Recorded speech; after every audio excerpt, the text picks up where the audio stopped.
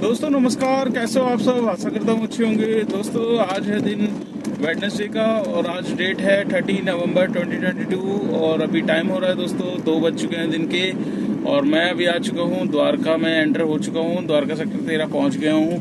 और दोस्तों आज ये लगा लीजिए मैं अभी आ रहा हूँ गुड़गांव से। खाली लास्ट स्टॉप मेरा हुआ था एम्बियंस मॉल और गुड़गांव में इतना ज़्यादा जाम लगा पड़ा है जिसकी कोई हद नहीं है। मतलब ये लगा लीजिए 40 मिनट तो जाम के दिखा रहा है एमसीडी टोल के पास से।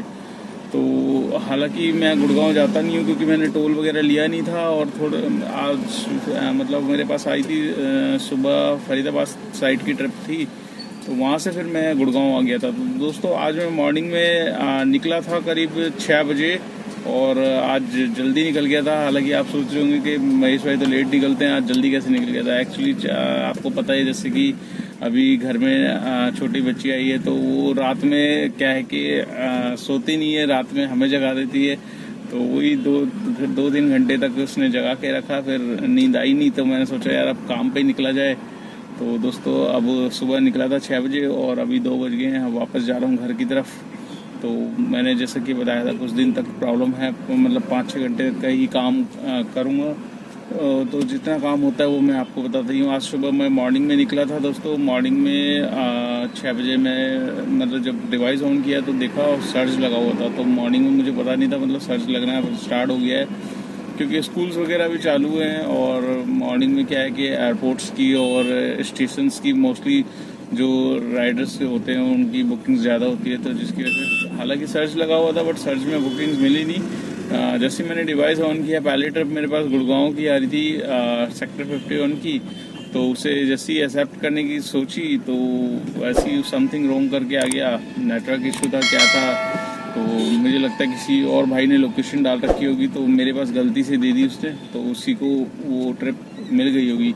तो गुड़गांव अगर जाता तो अच्छा खासा बिल बन सकता था मेरा, पर गुड़गांव उसने दी नहीं। उसके बाद मेरे पास आ गई चाणक्यपुरी की बुकिंग। चाणक्यपुरी में ये लगा लो मटियाला रोड से ही पिकअप था। अब जिनका पिकअप था उन्होंने 10-15 मिनट ख़राब किए मतलब वेट करने में। तो मैंने कहा कोई नहीं, वेट कराओ, वही आप ही का वेटिंग चार्ज लग रहा है।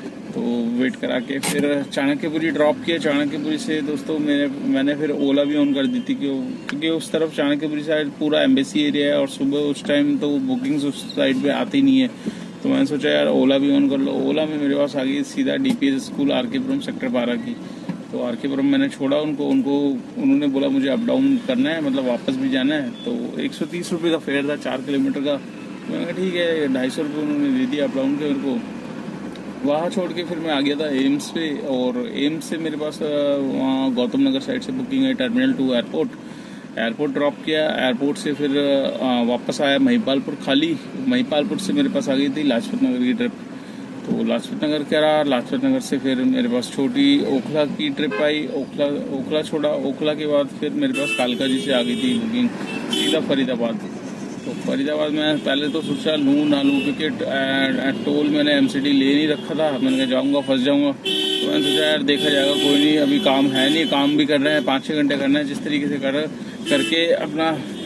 तो वहीं मथुरा रोड पे ही था, मतलब फरीदाबाद में आपका तो क्राउन प्लाजा मॉल है उसके थोड़ा सा आगे अपोजिट साइड पे ही था। तो वहीं पे ड्रॉप किया। वहाँ से फिर मैं ओमेक्स वाली साइड पे आ गया था। ओमेक्स वाली साइड पे आया तो मेरे पास सीधा गुड़गांव की ट्रिप आ गई। तो मैंने कहा यही बढ़िया रहा गुड़गांव, मतलब फरीदाबाद से बढ़िया कि गुड़गांव आप आ जाओ।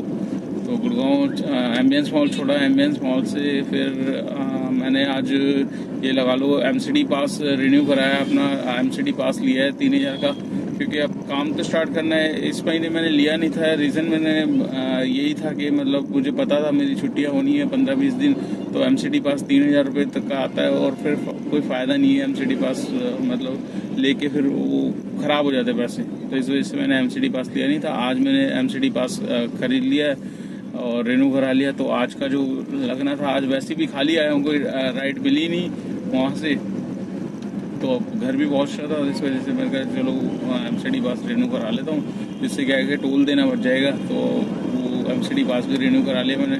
तो दोस्तों आज का काम मैं आपको बताऊंगा। पहले आपसे बात कर ली जाए ओला उबर में के बारे में ही, और कुछ मेरे भाइयों के कमेंट्स थे जिनका मैं रिप्लाई करना चाहूँगा। बहुत से भाई ये जानना चाहते हैं कि भैया मतलब दिल्ली में अगर हमें गाड़ी चलानी है तो उसके लिए दिल्ली के लिए कौन सी गाड़ी लेना बेस्ट रहेगा, मतलब NCR परमिट बेस्ट रहेगा या ऑल इंडिया परमिट रहेगा।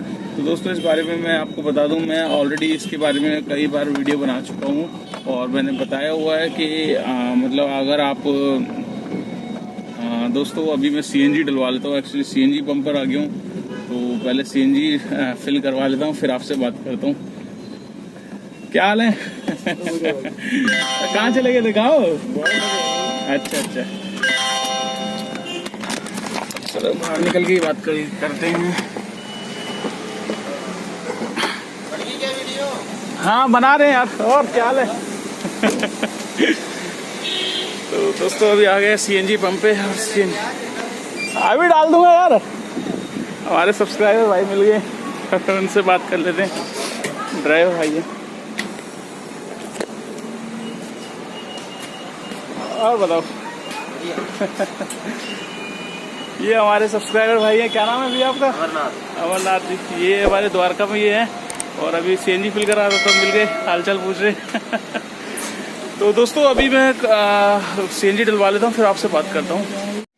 तो दोस्तों CNG मैंने डलवा ली है और CNG डलवाते वक्त एक भाई मिल गए थे जो सब्सक्राइबर थे मेरे। और मोस्टली मैं यहाँ द्वारका रहता हूँ तो द्वारका में काफ़ी ड्राइवर मेरे मिलते रहते हैं और हालचाल वगैरह पूछ रहे थे।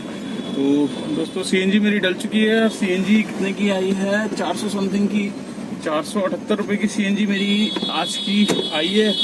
और कल मैंने डलवाई थी करीब 537 रुपये की CNG। तो दोस्तों अभी हम बात कर रहे थे ओला उबर में, काफ़ी भाई जानना चाह रहे हैं कि NCR परमिट गाड़ी लेनी चाहिए या ऑल इंडिया परमिट गाड़ी लेनी चाहिए, मतलब अगर दिल्ली में चलानी है तो दिल्ली के लिए कौन सी गाड़ी बेस्ट है। तो उन भाइयों को मैं बता दूं दोस्तों, अगर आपको दिल्ली में गाड़ी चलानी है तो उसके लिए NCR परमिट गाड़ी बेस्ट है, ठीक है। अगर आपको लोकल ही चलना है, सिर्फ दिल्ली NCR में चलना है तो उसके लिए NCR परमिट आप ले सकते हैं गाड़ी। तो उसमें क्या है कि आपको एक तो टैक्स बहुत कम लगेगा NCR का। NCR में आपको यूपी हरियाणा का टैक्स आपको मैंने कल की वीडियो में भी बताया था और आज भी मैं बताया था, 5700 रुपये का यूपी का टैक्स होता है दोस्तों NCR का। और खुद अगर आप भरते हो तो, और हरियाणा साइड का है 1250 रुपये का और 1300 रुपये तक के हरियाणा का लगता है टोटल, और 6000 तक का आप समझ लो आपका खर्चा जो उसमें आता है। तो टोटल जो NCR का टैक्स है वो 6000 प्लस 1250, आप राउंड फिगर समझ सकते हो कि 7500 रुपये तक का खर्चा आता है दोनों का NCR टैक्स मिला के। अगर आप नई गाड़ी लेते हो तो उसके लिए NCR टैक्स भरना भी ज़रूरी है, और लोकल आप करोगे तो उसके लिए बेस्ट है दोस्तों। क्योंकि अगर आप ले लोगे ऑल इंडिया परमिट और आपको काम करना है सिर्फ लोकल ही दिल्ली में, तो उसमें क्या है कि आपका टैक्स भी बहुत ज़्यादा जाएगा, गाड़ी का रोड टैक्स भी जाता है हर स्टेट का, तो उसमें थोड़ा सा आपको भारी पड़ जाएगा। हाँ अगर आप दिल्ली से बाहर भी चलाने चाहते हो, सपोज दिल्ली से बाहर आप जाना चाहते हो, आउट स्टेशन जाना चाहते हो, तो उसके लिए फिर आपको ऑल इंडिया परमिट जो गाड़ी है वो बेस्ट रहेगी दोस्तों। तो आशा करता हूँ जो भाई जानना चाह रहे थे कि मतलब गाड़ी कौन सी ले दिल्ली में चलाने के लिए, तो उनको ये नॉलेज मिल गई होगी। तो दोस्तों आज का मैं काम बता देता हूँ। अभी टाइम हो रहा है 2:15 बज चुके हैं, मैंने CNG डलवा ली है कल के लिए और अभी मैं जा रहा हूँ घर। और मेरा आज का काम मतलब कोई खास तो हुआ नहीं है, पर जितना होता है अब आप सोच लीजिए 7, 8, 9, 10, 11, 12, 13, 14 ये लगा लो 8 घंटे का काम है। 8 घंटे में काम मतलब कोई खास हुआ नहीं है, पर जितना भी होता है उतना आपके सामने रख देता हूँ। यहाँ पर आप देख सकते हैं 1421 रुपये का आज का ऊबर का काम है, जिसमें एक 100 रुपये का हरियाणा का एंट्रेंस वाला टोल मिल जाएगा मेरे को, तो 1521 हो गया। प्लस एक ओला में राइड है 100 रुपये की, तो 1500 प्लस 100 1600 और प्लस 130 रुपये की जो जिस राइडर को ओला में लेकर आया था उसी की थी। तो मतलब टोटल आप समझ सकते हो 1500 और 200 कुछ 1700 रुपये तक का मेरा आज का काम है। 1750 समझ लीजिए, 1700 कुछ 1750 का काम है मेरा, जिसमें मेरी CNG जो लगी है दोस्तों, क्योंकि मैंने अभी डलवाई है 478 की, तो अगर खाली सिलेंडर होता है तो कम से कम 600 रुपये तक की CNG फिल होती है। तो मेरी जो कल की 537 की थी, मतलब 600 की CNG पड़ी हुई थी कल की, तो जिसमें से मेरी CNG ये लगा लो 500 रुपये तक की लग चुकी है। तो जितनी बैलेंस थी वो टॉप अप हो गई है 478 की। तो आज का मतलब CNG पूरी फुल हो चुकी है और 1700 रुपये में मेरी 500 रुपये की CNG लगी है। तो इसमें से टोल में 100 रुपये का हटा देता हूँ, क्योंकि टोल को मैं अर्निंग में इंक्लूड नहीं करता। 1600 का ये काम है, 1600 में 500 हटाएंगे। तो आज की नेट इनकम दोस्तों है 1100 रुपये की, जो कि कम भी नहीं है, ठीक ठीक है। बट अभी थोड़ा सा, क्योंकि मैं जल्दी जा रहा हूँ घर पे, 6-7 घंटे का ही काम जो करता हूँ वही दिखा रहा हूँ। और अगर ज़्यादा काम करता तो ज़्यादा अर्निंग हो सकती है। शाम तक मैं काम करता तो शाम तक की मतलब 2000-2500 तक की अर्निंग आराम से हो जाती है।